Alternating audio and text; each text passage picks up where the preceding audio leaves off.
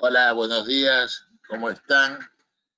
Soportando esta cuarentena un poco extendida, pero bueno, hay que esperar y tener fe que esto termine en una forma lo más rápido posible. Me voy a presentar, yo soy Roberto Sericano, soy consultor técnico de BDO Argentina.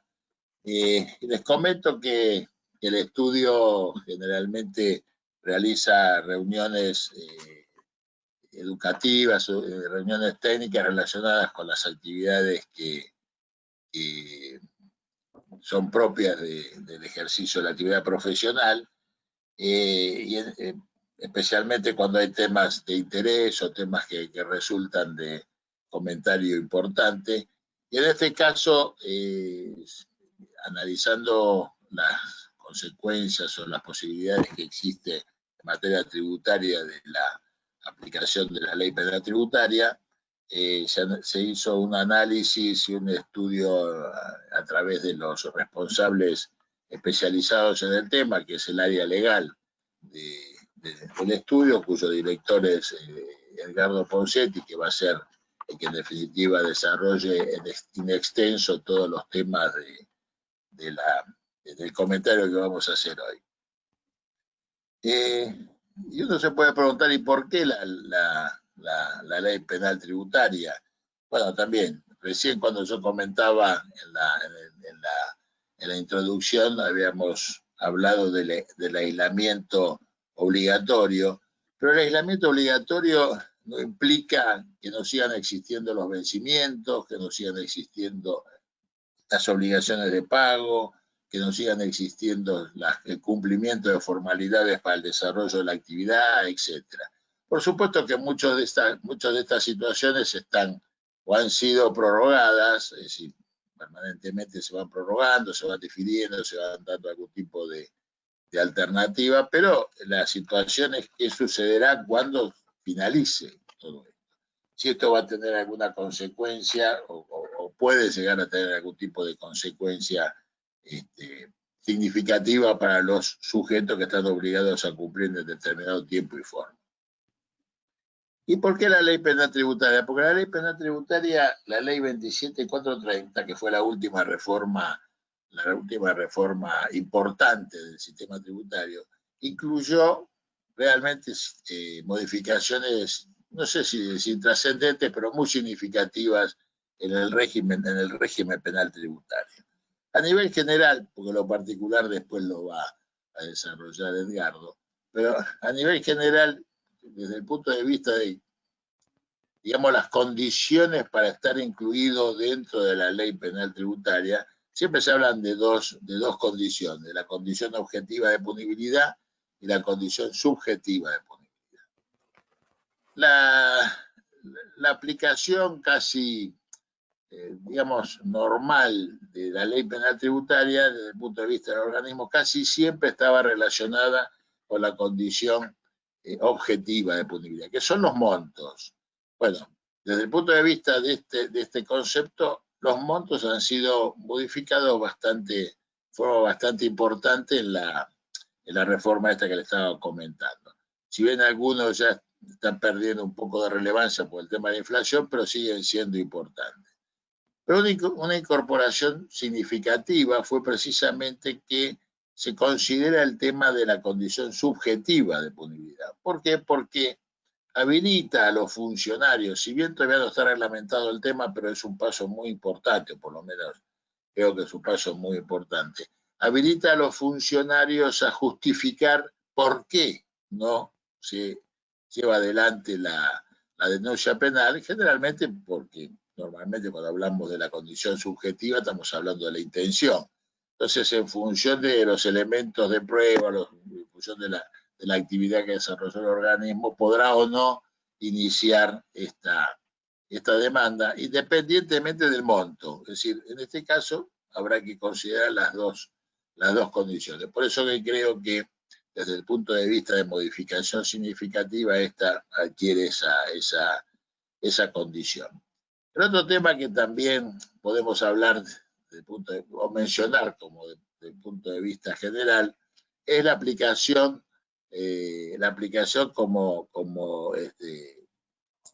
régimen, como ley penal más benigna, que siempre uno sabe que cuando aparece una ley posterior, si es más benigna, se aplica en forma general. Esto dio lugar a varias discusiones, algún dictamen del procurador, algunos fallos, la mayoría sostiene que sí se aplica o es aplicable como ley más benigna, pero en principio todavía no está totalmente definido. Suponemos que sí, pero digamos que es una consideración a tener en cuenta.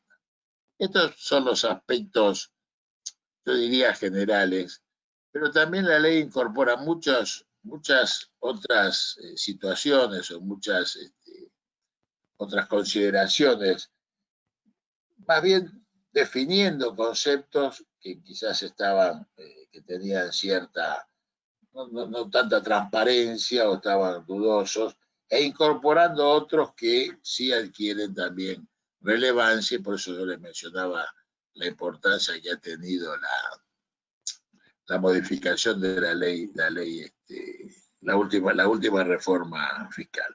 Cuando les menciono estos aspectos particulares que son en principio los que va a desarrollar Edgardo, tenemos un tema que siempre fue complejo, complicado y demás, es la aplicación de la ley penal tributaria respecto a impuestos a los ingresos brutos y las potestades de las jurisdicciones que tienen para aplicar la ley penal. Bueno, esto es uno de los temas que se ha incorporado en forma específica. Otros temas que también son importantes, la apropiación indebida de tributos, algo que sí afecta y precisamente posiblemente a los participantes de esta charla, que es la responsabilidad de los representantes de las empresas y la responsabilidad de los profesionales respecto a la ley penal tributaria, un tema que también es interesante, la simulación dolosa de cancelación de obligaciones y demás. Estos son así mencionados rápidamente, porque no le quiero robar tiempo a Edgardo, son temas trascendentes, temas que han importado vuelvo a insistir, una reforma sustancial en la ley penal tributaria, y que entendemos que resulta de interés plantearlos, dado de la situación particular que se está viviendo. Por supuesto que esto la ley no se aplica por el tema de la pandemia, sino que viene como aplicación general, pero tiene también alguna importancia, alguna significación en este momento que estamos viviendo, o posterior a este momento que estamos viviendo. Bueno, esta a nivel de introducción, un poco la razón de esta suerte de charla, esta suerte de exposición, y ahora lo dejo al especialista de estos temas, que es Edgardo Poncetti, que en principio lo va a desarrollar con mucho más detalle. Desde ya que esperemos, tuvimos alguna dificultad para comenzar la transmisión, pero esperemos tener algunos minutos como para que ustedes puedan llegar a plantear alguna inquietud, alguna pregunta o algún concepto que quieran aclarar al final de la exposición de Edgardo. Bueno, los dejo, no quiero demorar más, los dejo en la palabra de Edgardo. Adelante. Bueno, buenos días a todos. Un poco ya comentó Roberto cuál es el origen de esta charla, ¿no? Lo que vamos a tratar es de marcar cuáles son los puntos controvertidos que tiene esta ley penal tributaria. Y después, en el último punto, y creo que es el tema que hoy nos afecta en la actualidad, es cómo juega el COVID-19 en el incumplimiento de las obligaciones. ¿Cuáles creemos nosotros que va a ser un poco lo que va a deparar el futuro en cuanto al incumplimiento de obligaciones, el COVID-19 y lo que tiene que ver con la ley penal tributaria? La charla en general lo vamos a mencionar con algunas nociones básicas, que si bien no son aspectos controvertidos, pero si vamos a partir de estas condiciones básicas, de lo que tiene que ver con los delitos tributarios, después nos vamos a dar en que esas condiciones básicas se contrarían un poco en lo que tiene que ver con algunos puntos, ¿no? Como ser apropiación indebida de tributos, si esto se cumple, por ejemplo, lo que dijo Roberto, la condición dolosa, si hoy en día el fisco inicia denuncias penales, aun cuando el agente de retención o percepción no cumplen con la condición dolosa, sino que demora el ingreso de los aportes retenidos o percibidos. Después, por supuesto, uno de los motivos de la charla es qué está pasando en la actualidad con los impuestos provinciales, ¿no? Esta potestad que pueden tener en forma individualizada las provincias, la aclaración que hace la reforma de la ley 27.430. Otro de los aspectos de interés, ¿no? El impuesto a las salidas no documentadas constituye por sí un impuesto especial para ser susceptible de denuncia penal. Vamos a ver un poco cómo está siendo la jurisprudencia controvertida en estos casos y vamos a ver cómo tenemos fallos a favor y en contra, ¿no? Y cuáles son los argumentos de defensa que tienen los contribuyentes, también diferenciando cuáles son los diferentes tipos dentro del impuesto a las salidas no documentadas. Uno de los grandes temas que toma como aspectos controvertidos es el tema de la apropiación indebida de tributos como instituto en sí, y además de lo que vamos a hablar más adelante, que va a ser la extinción de la acción penal tributaria, esta exclusión que en lo que tiene que ver con apropiación indebida de tributos o de recursos de la seguridad social, no vamos a poder hacer uso prima facie de esta figura. Vamos a ver un poco qué discriminación hay con respecto a esta tipificación en forma típica, ¿no?, de la conducta. Después también vamos a mencionar lo que tiene que ver con la simulación dolosa de cancelación de obligaciones tributarias, esta modificación que se hace un poco consecuencia de la jurisprudencia, para después sí meternos en la extinción de la acción penal. Cuando yo puedo regularizar o cancelar las obligaciones para salir de lo que tiene que ver con un proceso penal tributario. ¿Cuál es la oportunidad? Y también cuál es el momento y qué delitos yo puedo incluir en esta extinción de la acción penal. También en este desarrollo vamos a marcar que siempre la extinción de la acción penal la vamos a poder utilizar siempre y cuando no haya otras leyes de moratoria impositiva de los contribuyentes. Va a ser en el único caso, ¿no? Cuando nosotros veamos que no tenemos una ley de moratoria específica, vamos a poder hacer uso de esta figura para determinados supuestos especiales. Y en aquellos supuestos que están excluidos de la figura, vamos a ver cómo juega lo que tiene que ver con el principio de razonabilidad, que dentro de proporcionalidad se aplica a lo que es el derecho penal. Uno de los temas también que advirtió Roberto, que fue de discusión al inicio, ¿no?, porque había un dictamen del procurador que se negaba a usar esta figura, pero después la jurisprudencia en la actualidad lo aplica, es el principio de la ley penal más benigna, y vamos a ver en qué casos específicos, de acuerdo a la aplicación de esta figura, yo puedo alegar para salir del proceso penal. Y por último, como otro de los grandes objetivos de la charla, que es qué está sucediendo en la actualidad con el COVID-19, lo que conlleva al incumplimiento de obligaciones y cuáles son las causales de eximentes que yo puedo utilizar en el futuro para tratar de defender una postura en lo que es la ley penal tributaria. Con respecto a las nociones generales, es simple marcar algunos, no vamos a mencionarlos en cada delito en sí porque estamos la charla, el objetivo de esta charla son los aspectos controvertidos, pero para que ustedes, quiero marcar, para encuadrar en la ley penal tributaria data de dos tipos de delitos, los delitos tributarios y los delitos relacionados a los recursos de la seguridad social. Dentro de los delitos tributarios, la evasión simple se encuadra cuando se supera, hay una evasión, una omisión que supera 1.500.000 pesos por ejercicio anual y por cada tributo. Esto estamos hablando de Ciudad Autónoma de Buenos Aires, provincia y por supuesto nación. Se excluyen claramente los municipios de la ley penal tributaria. Después la evasión agravada tributaria, que es 15 millones de pesos, supera 15 millones de pesos y también es por ejercicio anual y por cada tributo y también en el marco, como hablamos, de las diferentes jurisdicciones que mencionamos ahí. Después, en lo que tiene que ver con evasión, la evasión de los delitos tributarios, vamos a marcar en lo que es la evasión simple de los delitos tributarios, que vamos a estar hablando de 200.000 pesos, y acá tenemos que hablar de ejercicio mensual, la evasión agravada, 1 millón de pesos. Y tanto la apropiación indebida de tributos o de la seguridad social, en ambos casos se computa en forma mensual y el monto son 100.000 pesos. Quiero marcar una diferencia después para esto nos va a servir en cuanto a aspectos controvertidos. Fíjense que la evasión agravada establece una pena de prisión, ¿no?, de 3 años y 6 meses a 9 años. Y nosotros tenemos la apropiación indebida de tributos, que establece una pena de prisión de 2 a 6 años. Esto lo quiero dejar, lo quiero mencionar para que en el momento que vemos la extinción de la acción penal, marquemos un poco lo que es el principio de razonabilidad y esta imposibilidad que van a tener los agentes de percepción y retención, que encuadran en la ley penal tributaria como apropiación indebida de tributo, de aplicar lo que es la fuga del proceso.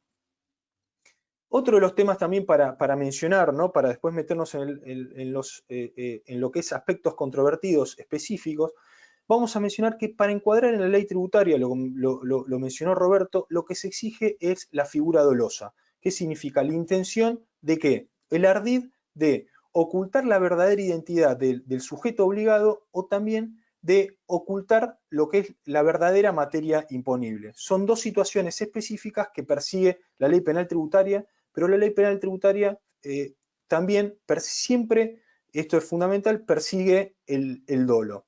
En algunos supuestos, en la mayoría de los supuestos también el bien jurídico tutelado es la hacienda tributaria, tiene que haber un perjuicio a la recaudación tributaria, y solo en algunos supuestos específicos no se va, que son delitos de peligro, como ser en el caso de todo lo que tiene que ver con obtención fraudulenta de beneficios fiscales, que es cuando yo estoy utilizando un certificado o una autorización para hacerme valer de un beneficio, es decir, todavía no ejercí un accionar que perjudique la renta tributaria, sino que el peligro es latente. Por eso se lo llama esta excepción a perjudicar la renta tributaria estos delitos de peligro. Ahora bien, comenzando con los impuestos con los aspectos controvertidos, vamos a marcar cuáles son los inconvenientes que nos traen hoy en día lo que es los impuestos provinciales, ¿sí? Acá hay una discusión que se viene marcando, es con la inconstitucionalidad que tiene incluir los impuestos provinciales en lo que tiene que ver con la ley penal tributaria. ¿Por qué? Porque esta ley penal tributaria es una ley federal, ¿no? Y estaría fuera de lo que tiene que ver con la cláusula de los códigos, es decir, estamos ante el poder originario que tienen las provincias de regular esta materia, y hay una ley federal que estaría regulando y tomando una actitud delegada que está prohibida por la Constitución. Acá hay que advertir que este planteo no hubo ningún tipo de sentencias hasta ahora, desde el año 2011, que se incorpora en la hacienda tributaria local.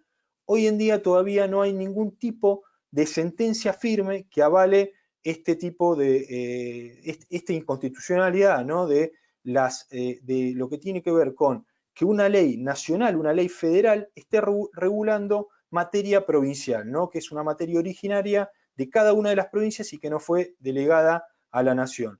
Claramente son planteos que se utilizan, ¿no?, pero todavía hay que advertir que no hay una sentencia que a nosotros nos dé por lo menos una luz en el futuro para ver si esto se puede utilizar o se puede plantear la inconstitucionalidad en cada delito tributario que esté en análisis.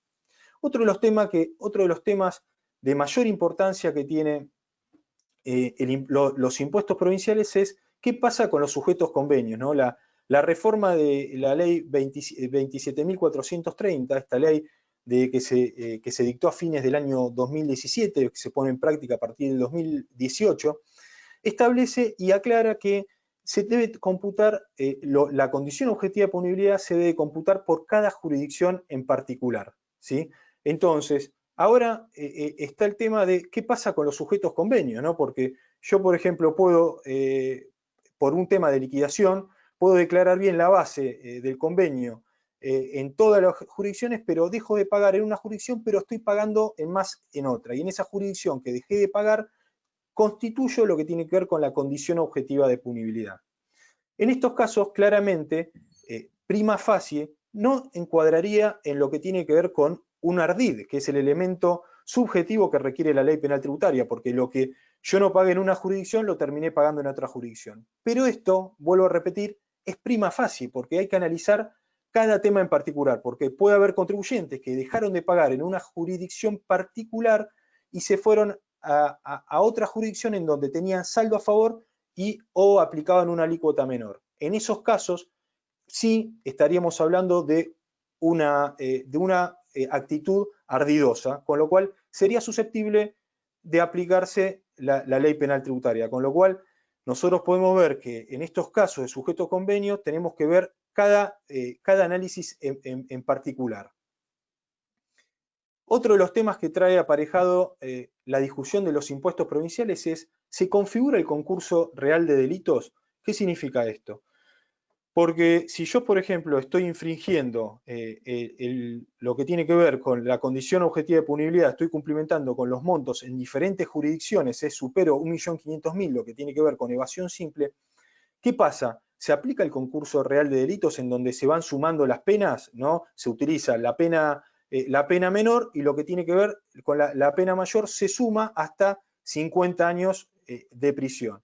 Claramente, si uno lo va a analizar desde el punto de vista de razonabilidad, se debe tomar cada pena en forma individual, ¿no? Porque esto se trata claramente de un hecho único que se instrumenta para los sujetos convenios a través de una declaración jurada anual y no se tendrían que tomar en cuenta hechos independientes. Pero bueno, todavía no tenemos sentencias que daten de estos temas, pero claramente creemos que el concurso real de delitos, ¿no? Por la propia liquidación del gravamen, no tendría que prosperar en estos casos, ¿no? Que sería un tema muy, muy gravoso. El concurso real de delitos que está tipificado en el artículo 55 del Código Penal de la Nación. Después, otro de los temas que la ley penal tributaria nos trae y que hay mucho debate, ya sea doctrinario y también en la jurisprudencia muy controvertida con respecto a este tema, es acerca de qué pasa con el impuesto a las salidas no documentadas. El impuesto a las salidas no documentadas, ya con sentencias de hace mucho tiempo de la Corte que establece que es un impuesto especial, trae aparejado este impuesto especial puede encuadrar en forma autónoma para constituir una conducta que nos lleve a la ley penal tributaria. Bueno, en estos casos, acá tenemos primero tenemos que diferenciar qué tipos de conductas nos trae aparejado el impuesto a las salidas no documentadas. Una es la no emisión de comprobantes y la otra es la emisión de facturas apócrifas. Claramente, el accionar del fisco es considerar el impuesto como autónomo y susceptible de denuncia penal, ¿no? Cuando no hay una emisión de comprobantes en lo que tiene que ver con el impuesto a las salidas no documentadas, se utiliza la tipificación de la evasión simple, ¿no? De más de 1.500.000 pesos, y cuando hay una emisión de facturas apócrifas, se lleva a lo que tiene que ver con el artículo 2 de una evasión agravada típicamente establecida. Bueno, la jurisprudencia en sí es disímil en estos casos y se van dictando, hay algunos fallos contradictorios, ¿no? Uno de los fallos que tenemos a favor es, por ejemplo, la causa Bildex, que es la Cámara Nacional en lo Penal Económico de la Sala B, que es del año 98, ¿no? Pero marcó un leading case para lo que tiene que ver con algunas sentencias posteriores, ¿no? Que estableció que el impuesto a las salidas no documentadas no debería ser perseguido en materia penal. ¿Por qué motivo? ¿Por qué? Porque en lo que tiene que ver con la no emisión la no emisión de comprobantes, estamos hablando de un impuesto que se basa de una presunción iuris tantum, es decir, que es una presunción que no admite prueba en contrario. Esa presunción, como ustedes sabemos, una presunción de no emisión de comprobantes, que es una presunción iuris tantum que no admite prueba en contrario, no puede disparar un proceso penal, ¿no? Porque estamos basándonos en una presunción. En cambio, en lo que tiene que ver con el argumento que se utiliza en lo que es emisión de facturas apócrifas, que también se utiliza en la no emisión de comprobantes, pero es específico en la emisión de facturas apócrifas, es el siguiente. Es que lo que tiene que ver es que no estamos ante un responsable por deuda propia, sino que se está persiguiendo un delito a una persona que la ley, a través de una presunción, se lo tomó como responsable en forma sustituta y se lo está haciendo cargo del 35% de un sujeto que el fisco no pudo, con las amplias facultades de verificación y fiscalización que tiene, no pudo detectar en forma precisa. Como comentamos, marcamos, ¿no? También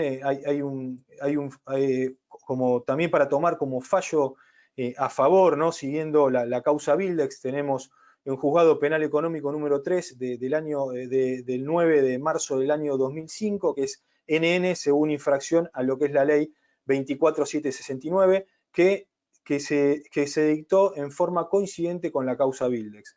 Después también tenemos lo que es también un fallo también de la Cámara de Casación Penal que se encontra, ¿no? Y que se consideró el impuesto a las salidas no documentadas como un impuesto susceptible de ser perseguido por el fisco en materia penal tributaria, que es la causa Santos Pedro, según recurso de apelación, que es de la Cámara de Casación Penal de la Sala 3 del 28 de noviembre del año 2012. Entonces, para saber, bajo mi opinión, claramente el impuesto a las salidas no documentadas no es susceptible de persecución penal, pero sepamos que en la justicia hay diferentes pronunciamientos que por un lado están avalando esta situación, en otros casos también que juegan en contra de estos casos, es que por el principio de la ley penal más benigna le dieron de baja, ¿no? a esta causa, ¿no? Con lo cual los estarían asintiendo tácitamente. Pero bueno, esto es un tema de debate que esperemos que se aclare a favor de los contribuyentes, porque vuelvo a reiterar, estamos hablando de un impuesto que recae sobre una presunción, ¿no? Sobre una presunción iuris tantum, ¿no? Que crea el legislador y que después dispara una denuncia penal, y por otro lado estamos hablando de que al contribuyente, ¿no? Al que es el responsable sustituto, le están haciendo cargo de un impuesto que le corresponde a un beneficiario oculto, que el fisco no lo detectó. Otro de los temas particulares, ¿no? Que lo comentamos y trae también jurisprudencia controvertida en este sentido: la apropiación indebida de tributos o de los recursos de la seguridad social. Mencioné como noción general, y lo que exige la ley penal tributaria, la conducta ardidosa, ¿no? El dolo. Bueno, acá también hay un debate con respecto a la apropiación indebida, es decir, la apropiación indebida de tributos se da exclusivamente cuando el contribuyente, el agente de retención o percepción, efectúa la retención o la percepción y la deja en su poder 30 días corridos posteriores a los plazos de vencimiento. En estos casos se debate si este plazo es una pauta objetiva, es decir, yo superé ese plazo y ya me corresponde la pena en forma automática, que contraría con respecto a los principios de la ley penal tributaria, porque el fisco lo que hace es disparar, formular la denuncia en forma automática. Pero acá tenemos que ir a determinados, por ejemplo, fallos que son también, en estos casos se utilizan después por la jurisprudencia anterior, es un leading case, que es la causa Lambrucci, que es de la Corte Suprema de Justicia de la Nación, que es del 31 de octubre del año 97, en la cual se estableció que es fundamental también que, al margen de esta pauta objetiva del plazo, se analice cuál es la condición subjetiva de punibilidad, es decir, si el agente de retención o percepción no tiene ningún tipo de causal eximente de responsabilidad. Y a partir de esta situación nos vamos también un poco a lo que tiene que ver con los diferentes fallos que se fueron dictando. Quiero también parar un poco con respecto a la reforma de la ley penal tributaria. Antes hablaba de 10 días hábiles posteriores al vencimiento. Hoy pasan a ser 30 días hábiles. Y lo que trató de establecer el legislador, el motivo que aumenta en algunos días, ¿no? Porque pasaron de 10 días hábiles a 30 días corridos en estos días, en algunos días. ¿Por qué motivo? ¿Cuál fue el argumento que estableció el legislador? Que en esos 30 días corridos el agente de retención va a tener que cumplir una segunda obligación y se va a dar cuenta si la primera la dejó de cumplir. Entonces, ahí estamos viendo como que el legislador mismo está estableciendo en el plazo, está estableciendo un elemento subjetivo, ¿no? Es como que analiza el plazo, pero también lo incorpora desde el elemento intencional del agente de retención. Y a partir de acá nos vamos a lo que tiene que ver con los fallos y lo que tiene que ver con la causal eximente, y nos va a servir para también lo que tiene que ver con el COVID-19, ¿no? Con este hecho precedente que es el COVID y lo que nos lleve al incumplimiento de obligaciones. La crisis económica y financiera, aquellas personas que se quedaron en su poder retenciones o percepciones que efectuaron los agentes y no lo depositaron después de este tiempo que establece la norma. Configura lo que tiene que ver con una causal de un estado de necesidad disculpante o justificante. Nosotros sabemos que el estado de necesidad disculpante juega como un eximente de lo que es la culpabilidad, ¿sí? Y el estado de necesidad justificante juega con la antijuricidad. ¿Sí? En uno estamos hablando del estado de necesidad de disculpantes cuando hay bienes jurídicos de un mismo peso, no se contraría y uno elige uno porque no está marcado la diferencia, y el estado de necesidad justificante es cuando hay un bien jurídico mayor, ¿no? Que en general esta discusión se dio con respecto a qué preservar, si las fuentes de trabajo, la continuidad de la empresa. Bueno, en estos casos hay fallos en los cuales se expidió, hay algunos fallos que establecen pautas objetivas, los cuales no compartimos, que dice, no, este plazo del tiempo es objetivo, si el contribuyente si el agente de retención o percepción no depositó esas percepciones y retenciones efectuadas, entonces encuadra en forma directa en la ley penal tributaria. Y en otros fallos, por ejemplo, tenemos la causa Abot, ¿no? Que es del Tribunal Oral de Capital Federal número 3, que es del 22 de febrero del 95, después hay fallos que confirman y siguen esta línea, pero bueno, este fue un leading case, en el cual se estaba hablando de lo que tiene que ver con la actividad de la empresa era la industria textil.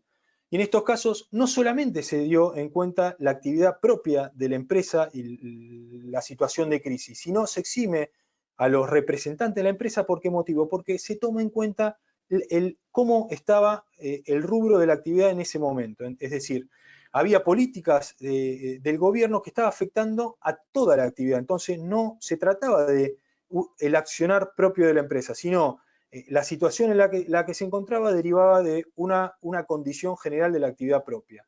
Lo mismo sucede con la causa Transporte Chevalier del Tribunal Oral en lo Penal Económico número 3, que es del 19 de abril del año 2001. Entonces, en estos casos se establecieron, en ambos casos se tomó como un estado de necesidad disculpante, ¿no? Como un eximente de culpabilidad, y se fue por el artículo 34, inciso 2 y 3 del Código Penal de la Nación como eximentes de responsabilidad. Otra de las modificaciones que trae esta ley penal tributaria, que es muy importante, es la simulación dolosa de cancelación de obligaciones.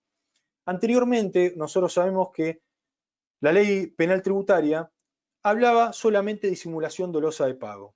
Esta situación que generaba en los contribuyentes y en la mayor parte de la jurisprudencia. Un montón de los contribuyentes declararan en forma correcta lo que tiene que ver con el impuesto determinado, y luego del impuesto determinado en la declaración jurada computaban en forma improcedente, indebida, determinados pagos a cuenta. Tenían por supuesto utilizaban retenciones o percepciones que eran improcedentes, ¿no? Adulteradas, ¿no? Creaban quits de retenciones y percepciones que no eran consecuentes, y en esos casos se justificaban en la ley penal tributaria que la ley, el delito encuadraba en lo que era simulación dolosa de pago, ¿no? Y entonces eso no se extendía a otros medios de extinción de la obligación tributaria. ¿Qué hace la reforma de la ley 27.430? Bueno, amplía lo que es el concepto simulación dolosa de pago y la reemplaza por simulación dolosa de cancelación de obligaciones. ¿Para qué? Para extenderse a todo lo que tiene que ver con otros medios de extinción de la obligación tributaria. Por ejemplo, lo que tiene que ver con dación de pago, compensación o cualquier otro medio de extinción. Lo que utilizaban los contribuyentes incluían imputaciones de declaraciones juradas de retenciones o percepciones indebidas, cómputo de certificado de retenciones falso, luego cancelando obligaciones también, generando saldos a favor de libre disponibilidad, y cancelaban otros tributos también. Ahí veían que, como hablaban de simulación dolosa de pago, en esos casos los contribuyentes no se les aplicaba este delito porque decían, bueno, pero yo estoy utilizando otro medio de extinción, ¿no? Como ser la compensación, a mí no estoy utilizando, ¿no? Y la jurisprudencia eximía a los contribuyentes. Entonces lo que dice la reforma es, no, señores, en estos casos la actitud claramente es ardidosa, con lo cual vamos a explayarnos, ¿no? A ampliarnos esta figura dolosa en lo que es simulación dolosa de cancelación de obligaciones tributarias. siempre, si bien acá no hay ninguna modificación, salvo lo que tiene que ver con un poco las normas de compliance no particular, siempre lo que nos trae a debate es con respecto a lo que es la responsabilidad de representante de empresas o profesionales, ¿no? Porque claramente las penas de prisión no pueden ser aplicables a las empresas en sí, entonces ¿quién van a responder? Aquellos representantes de las empresas. Este concepto, por ejemplo, al momento de efectuar denuncias penales, el fisco lo va ampliando, ¿no? Y si bien trata de que en la causa penal se vayan incorporando no solamente los directores, los socios gerentes de una SRL, sino que tratan de ampliarlo, por ejemplo, con autorizados que tengan el formulario 3283 con amplias facultades, ¿sí? Claramente después en la causa penal va a ser fácil de eximirlo, ¿no? Porque un formulario 3283 prima facie no puede encuadrar, no puede generar en el contribuyente, en este representante la forma de manipular el hecho punible, ¿no? El hecho imponible que luego se convierte en hecho punible. Eso en esos casos es fundamental. Pero otro de los temas es que en general, ¿quiénes van a responder? La atribución siempre es subjetiva, es decir, que si bien el fisco lo trata de encontrar a todos los representantes, ¿no? Aquellos que tengan un poder general, los introducen en la causa penal, un poder general amplio de disposición, como dije, un formulario 3283 que tenga facultades amplias, ¿sí? Lo que hay que saber es que la atribución es subjetiva, es decir, ese representante va a tener que justificar en la justicia que su accionar no esté relacionado con el hecho punible. Y en el caso de que tenga los elementos probatorios suficientes, que haya puesto en conocimiento de la compañía todos los perjuicios que se iban a realizar en lo que tiene que ver con la recaudación tributaria. En eso, dentro de los elementos probatorios, lo que van a tener en general es, por ejemplo, en actas de director, en acta de asamblea, en donde el director, el socio gerente, manifiesta, ¿sí? la situación del incumplimiento, la importancia de depositarlo, todo lo que tiene que ver con los aportes retenidos o percibidos que se tienen que ingresar al fisco y también las consecuencias que tiene, que alertó de esta situación a la empresa y también a los accionistas. También el accionar relacionado con el hecho imponible, aunque la representación sea ineficaz, acá se da un poco la vuelta a lo que es el principio general. Estamos hablando de que se tenga que comprobar que, aunque la representación de un determinado sujeto sea ineficaz, ¿no? Pero se compruebe después con otros elementos probatorios que ese sujeto, ¿sí? Su asesoramiento, ¿no? haya tenido relación con el hecho que el fisco está denunciando penalmente. En esos casos, a pesar de que la representación sea ineficaz, puede conllevar una denuncia penal y también una imputación, porque a pesar de tener la representación ineficaz, el asesoramiento de ese representante ha conllevado a lo que tiene que ver con un delito penal tributario. Después, por ejemplo, lo que tiene que ver con, en general, lo que se está sucediendo, la reforma que tuvo en el año 2011 de la ley penal tributaria, lo que empezó a aplicar fueron determinadas sanciones a las empresas, en general, por ejemplo, suspensión de quit, cancelación de personería jurídica, en los casos imposibilidad de contratar con el Estado. Bueno, en estos casos lo que se establece es que la forma de atenuarlo es, por ejemplo, que se cumplan con programas de integridad, que cada empresa, sobre todo lo que tiene que ver con las empresas medianas y grandes, empiezan a cumplir con lo que tiene que ver con códigos de ética, regla de procedimiento y todo lo que es normas de compliance, ¿no? Capacitación relacionada con programas de identidad, a todo lo que tiene que ver con directivos de la empresa y también a empleados, ¿no? Para que sepan reaccionar cuando ven o sospechan de un delito penal tributario, denuncian lo que tiene que ver con un canal de denuncias. Esto fue incorporado con la ley penal tributaria. ¿Por qué motivo? Con el objetivo de que se atenúen de las sanciones que establezcan el artículo 15 de la ley penal tributaria. También Otro de los puntos que trae esta ley penal tributaria y que también es en marco de bastante controversia, ¿sí? Con bastante la jurisprudencia en general lo va aceptando y también hay mucha discusión con respecto a la doctrina, es la extinción de la acción penal. Como sabemos, antes de la reforma de esta ley, que fue a fines del año 2017, los contribuyentes, estaba lo que tenía que ver la causal de eximente de ley penal tributaria, ¿no? Que se aplicaba lo que era la espontaneidad. Antes de lo que es una denuncia penal, el inicio de una inspección y también de una observación por parte del fisco, los contribuyentes podían regularizar la deuda y al regularizar la deuda, lo que sucedía es que se provocaba lo que era la extinción de la acción penal.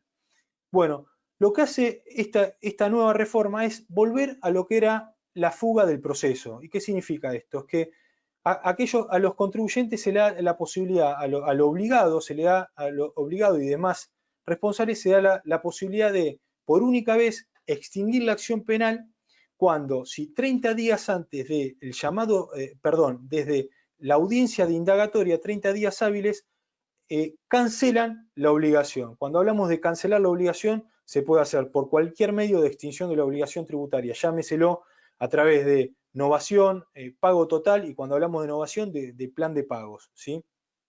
Ahora bien, acá se provoca, creo que esto va a ser susceptible de un poco de discusión en el futuro, sino que tiene que ver con qué abarca, ¿no?, la extinción de la acción penal, qué figuras puedo utilizarlo, ¿no? Las figuras de evasión simple, la evasión agravada, pero nos excluyen acá, y acá es raro, ¿no?, que es un tema de también aplicar el principio de razonabilidad, creo que se va a dar en el futuro esto. Lo que se nos va, el debate está dado, ¿por qué? Porque incorporan, por ejemplo, la evasión agravada, que el viejo texto de lo que es la fuga del proceso, la extinción de la acción penal, no lo tenía, pero excluye la apropiación indebida de tributos, de tributos y de la seguridad social y también el delito de simulación. Y esto claramente el día de mañana nos va a traer a nosotros un montón de consideraciones a tener en cuenta. ¿Por qué? ¿Por qué motivo, si el legislador estableció penas de prisión de 2 a 6 años para la apropiación indebida de tributos y se lo toma como delito especial, ¿sí?, con la pena de lo que es la evasión simple, se lo excluye de esta figura de extinción? Que claramente esta figura de extinción tiene, digamos, un fundamento recaudatorio, pero en estos casos se lo excluye de la acción, de esta extinción de la acción penal y de este beneficio que tiene el proceso. Y acá realmente creo que aplicando el principio de razonabilidad, ¿no?, que es un principio que está receptado en la Constitución Nacional y se aplica en lo que es un proceso penal, creo que en estos casos los contribuyentes, se van a dar un montón de casos que los contribuyentes en un proceso penal lo van a tratar de alegar, ¿no?, para extender este beneficio a esta figura. Otro de los casos que hay que tener en cuenta es que siempre que se utiliza esta figura de extinción de la acción penal, primero lo que hay que encontrar es que no haya una ley, una ley que establezca una moratoria, porque en las leyes de moratoria lo que establecen es que al regularizar la deuda se provoca la extinción de la acción penal. Entonces, yo, al incluir la deuda en esa moratoria, yo no voy a estar haciendo uso de este beneficio que lo puedo usar por única vez, ¿sí? También hay un debate sobre cómo es eso de por única vez, ¿sí? Claramente se utiliza, por única vez se utiliza por lo que tiene que ver por obligado, ¿sí? Es decir, se utiliza por empresa. Y lo que tiene que ver, y esto es una consideración particular, por Hacienda, ¿sí? ¿Qué significa? Si yo lo puedo utilizar una vez a nivel, esto es una interpretación, ¿no?, de la doctrina y una interpretación particular, por lo que tiene que ver con tributo, una vez por ante AFIP DGI, ante los fiscos, ya sea por ARBA, por AGIP y por AGIP, o en este caso también por otros fiscos provinciales, ¿no? Pero porque, por ejemplo, hay un formulario, ¿no?, hay una resolución del año 2018 de la AFIP, en donde se establece el formulario de esta fuga del proceso, y en el formulario preguntan si ya se usó este beneficio para otros fiscos provinciales, con lo cual alegando de que este beneficio se utiliza por única vez en los contribuyentes. Es decir, si yo lo uso a nivel AFIP-DGI, o decir, por un delito que es nacional, no lo puedo usar por un delito de evasión a nivel provincial. Creo que la conducta tiene que ver con cada una de las haciendas, ya sea hacienda tributaria nacional, provincial, y lo puedo usar esto. Después hay otro tema en particular, ¿no? Es la extinción por la reparación integral del daño, que está tipificado en el artículo 59, inciso 6 del Código Penal. Este artículo habla de la extinción cuando hay una mediación, ¿no? Cuando hablamos de una mediación, cuando hay una regularización por parte del fisco que yo abono, ¿no? Ya sea a través de cualquier medio de extinción de la obligación tributaria, todo lo que tiene que ver con el tributo, en donde el Código Penal me da la posibilidad de salir del proceso. La pregunta es, ¿esto se utiliza en materia tributaria, en materia de lo que tiene que ver con los delitos penales tributarios? Bueno, en materia provincial se utilizaría, ¿no? ¿Por qué? Porque estaríamos acá sí aplicando lo que tiene que ver con la cláusula de los códigos, el artículo 75, inciso 2, en donde a nivel provincial sí tendría que hacer uso y el cumplimiento de estos códigos, y no a nivel nacional en donde hay una ley federal. Y acá, en estos casos, la jurisprudencia es bastante controvertida en estos casos. Pero bueno, para que sepan, en lo que tiene que ver con la fuga del proceso, siempre lo que hay que tener en cuenta, y el primer análisis que hay que tener en cuenta es, primero, si yo, por ejemplo, tengo la posibilidad de usarlo en una moratoria impositiva, bueno, esto es importante porque no voy a estar haciendo uso del artículo 16, que es esta fuga del proceso, y no voy a estar agotando lo que es la única vez que puedo hacer esta figura. En segundo lugar, para los agentes de retención o percepción por la apropiación indebida de tributo, en el caso de que se haya hecho, también se podría plantear, veremos cómo se resuelve en la justicia, basándolos en la Constitución Nacional y lo que tiene que ver con el principio de razonabilidad que se aplica en lo que tiene que ver en materia penal, ¿sí? Entonces, para tener en cuenta. Y después la extinción por reparación integral del daño, esta cláusula de los códigos del artículo 75, inciso 12, utilizarlo también en materia provincial, y veremos, bueno, cómo se resuelve en el futuro. Como un último tema de lo que es el principio de la ley penal más benigna, y de los aspectos controvertidos de la ley penal tributaria, es esta excepción a lo que tiene que ver con la aplicación de la ley penal tributaria, que siempre se aplica la ley vigente al momento en que se cometió el delito. Bueno, pero ¿cómo es? La retroactividad se aplica según el artículo 2 del Código Penal para aquello, es decir, siempre y cuando la excepción es que beneficie al imputado. En esos casos, yo voy a poder aplicarlo cuando cometo un delito que se rige en una ley y después sale una ley en el futuro que establece que se exime de ese delito, o como pasa en materia de delitos penales tributarios, que lo que sucede es que se aumentan los montos. ¿Qué pasa con esto? Con respecto a cuando se van actualizando los montos, ¿sí?, de la ley penal tributaria, se empieza a debatir si esto es una actualización de montos, ¿sí? Y entonces, y cuando se hace, cuando hay una actualización de montos, no se está hablando de una reforma de un cuerpo legal, entonces se está aplicando, entonces no se aplicaría en forma retroactiva la ley penal más benigna. La jurisprudencia claramente ya estableció esto en forma mayoritaria, la aplicación de la ley penal más benigna para supuestos en donde se actualizan los montos, más en cuanto la ley penal tributaria y la reforma está modificando sustancialmente algunos institutos. Ya hablamos de la simulación dolosa de cancelación de obligaciones, ¿sí? Se está aclarando lo de la hacienda local, es decir, no se está hablando de la actualización de montos, ¿sí?, sino se está hablando también de cambios sustanciales en el cuerpo normativo, y eso permite hablar de la aplicación del principio el principio de la ley penal más benigna, aplicar una ley en forma retroactiva cuando beneficia al imputado. Por ejemplo, en casos en los que se pueden dar para darse baja del proceso y alegar, ¿no?, este principio tipificado en el artículo 2 del Código Penal, podemos ver, por ejemplo, sujetos que hayan cancelado sus deudas con posterioridad a la observación de la denuncia, ¿no? Porque, como dije anteriormente, antes la extinción de la acción penal se daba, yo tenía que regularizar la situación antes de que el fisco haya formulado una denuncia penal, efectuado una observación o notificado el inicio el inicio de una inspección, ¿no? de una orden de intervención. ¿Qué pasaba con esos contribuyentes que posteriormente regularizaban la situación, ¿no? Por ejemplo, con un plan de pago, quedaban fuera del anterior régimen? Bueno, como en estos casos, como a partir de ahora nos dan los 30 días hábiles desde la audiencia de la indagatoria, a partir de ahí lo que se fue dando es que en esos contribuyentes que lo hicieron en ese término, entonces se le da lo que es la extinción de la acción penal por la fuga del proceso y se aplica en forma retroactiva la ley penal tributaria. Después también otros casos, simulación dolosa de pago que no superen la condición objetiva de punibilidad.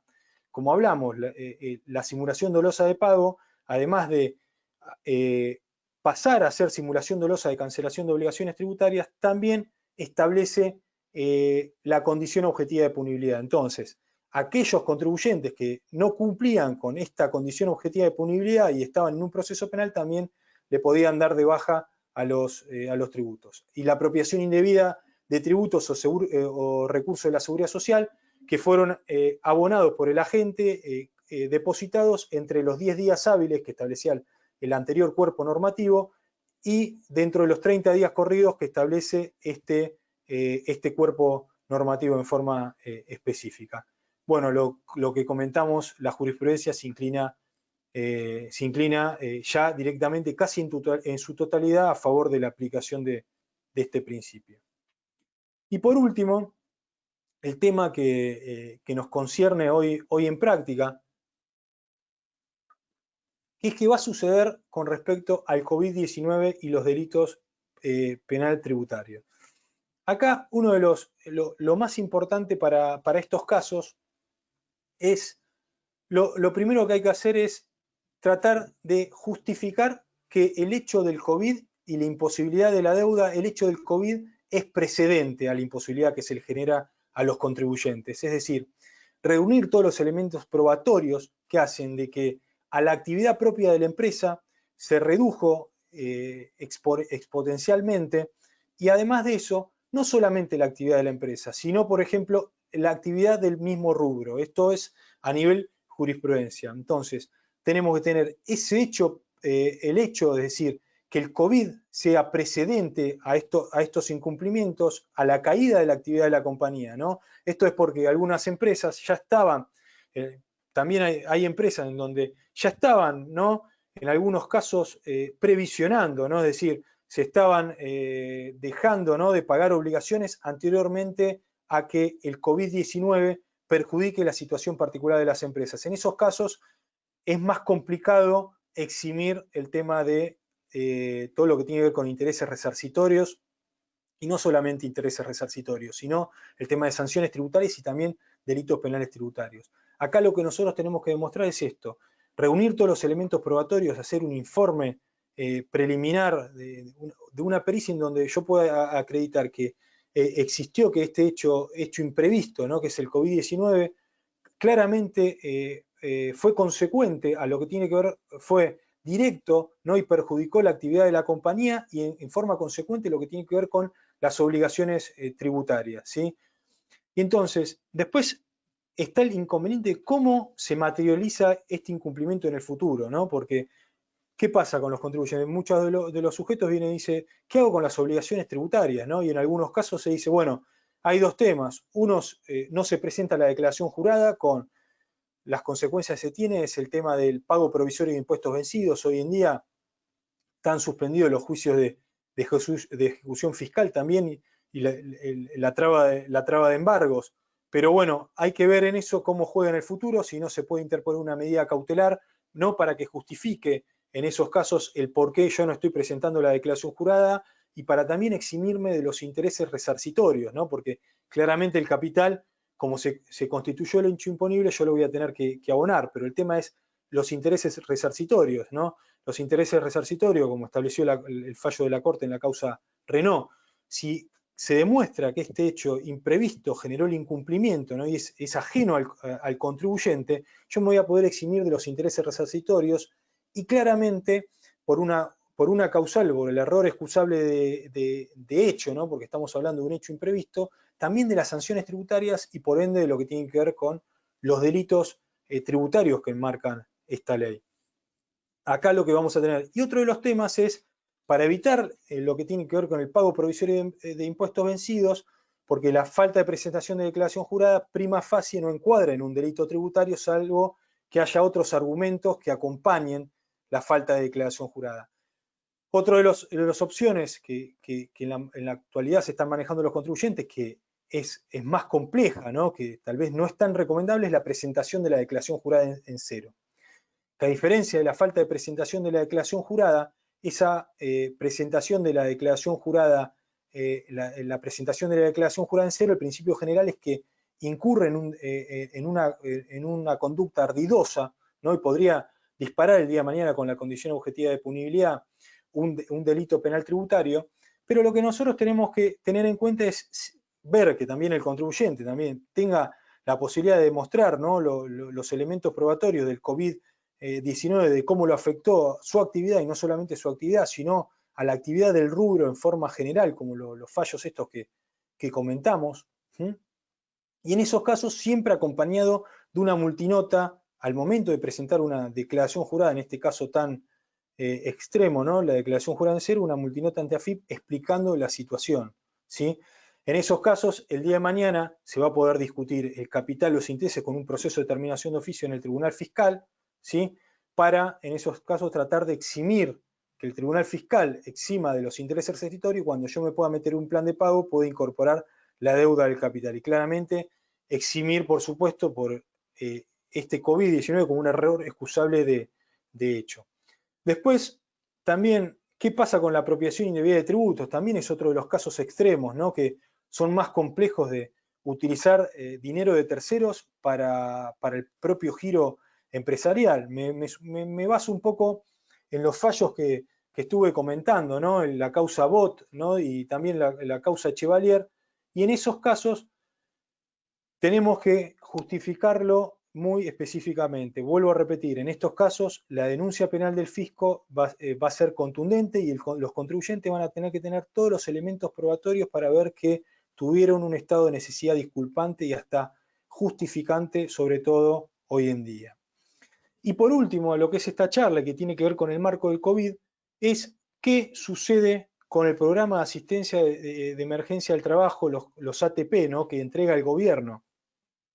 Y la pregunta que se viene dando, ¿no? Porque hay una vertiente que está hablando sobre las denuncias penales que se puede hacer el fisco en el futuro, ¿no? Por el artículo 3 de la Ley Penal Tributaria y de la obtención fraudulenta de beneficios fiscales, que es cuando el fisco, uno no está utilizando fraudulentamente exenciones ni grabaciones, sino que el fisco está otorgando subsidios al contribuyente. Bajo mi opinión, como está ese artículo está dentro de lo que son delitos tributarios y el ATP incurriría más en lo que tiene que ver con delitos relacionados a la seguridad social, por un tema de técnica legislativa no estaríamos incurriendo en lo que es un delito penal tributario, con lo cual, bajo mi opinión, no estaríamos incursos por estos ATP, porque hay muchas empresas que dicen, no, espera, no utilicemos el ATP, porque no nos conviene este momento, a ver si el día de mañana va a tener una consecuencia gravosa. Bajo mi opinión, pero bueno, también es un tema de debate porque ya hay algunas exposiciones en donde dice que sí podría disparar el artículo 3 de la Ley Penal Tributaria, incurrirían en este tipo de delito. Bajo mi opinión, no estaríamos tipificando.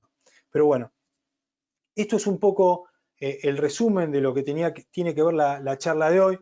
La idea fue en forma rápida y genérica hacerle un breve repaso de cuáles son los aspectos controvertidos de la ley penal tributaria, hacer una selección de 1 hora. Esta charla en forma originaria iba a ser de 2 horas, pero bueno, con el tema de las modalidades del webinar tratamos de acotarlo lo máximo posible, pero no dejar de marcarles cuáles son los puntos en los que hoy en día hay una discusión muy importante.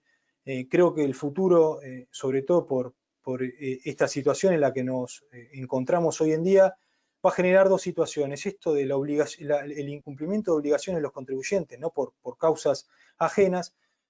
Hoy el día el Estado aparentemente está colaborando, pero sepamos que con todo lo que tiene con el contexto también nacional e internacional de la deuda externa, el día de mañana nosotros nos vamos a encontrar cuando pase esto con los fiscos y con la necesidad de recaudación, lo que pasa siempre. Entonces, en muchos de los casos, esto de aumentar, la necesidad de los fiscos de aumentar la recaudación, esto que hizo Roberto, a pesar de que tengan la obligación de justificar de que para hacer una denuncia penal tienen que demostrar el dolo, lo que van a hacer los fiscos es efectuar las denuncias penales, ¿no? ¿Por qué? Para ver si los contribuyentes, pues cuando hay una moratoria y la extinción de la acción penal, se incorporen, puedan cubrir con la recaudación, ¿sí?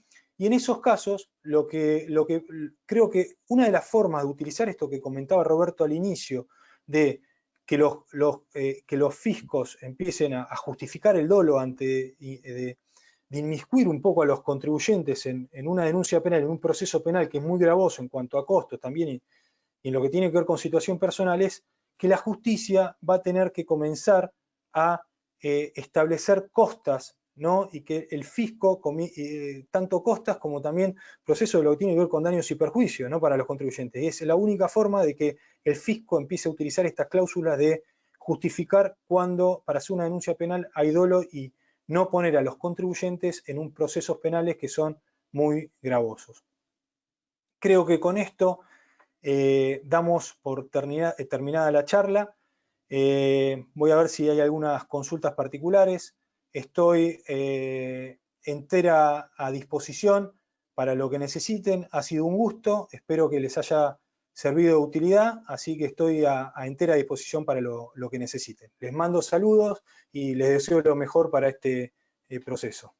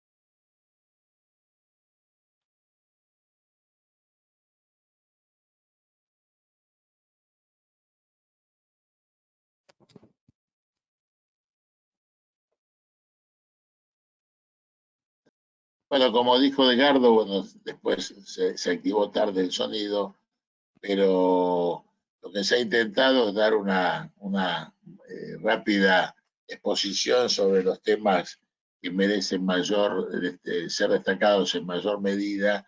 Igual no hemos tenido tiempo para realizar las consultas o los temas que puedan haber planteado como duda, pero ustedes tienen los correos para poder, están habilitados para poder realizar cualquier consulta, cualquier pregunta, cualquier inquietud que se les pueda plantear en el futuro.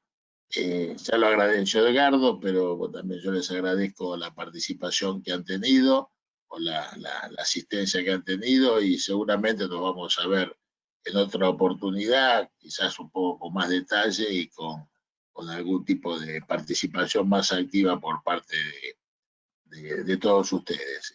La situación actual nos permite o nos obliga a utilizar estos métodos modernos informáticos.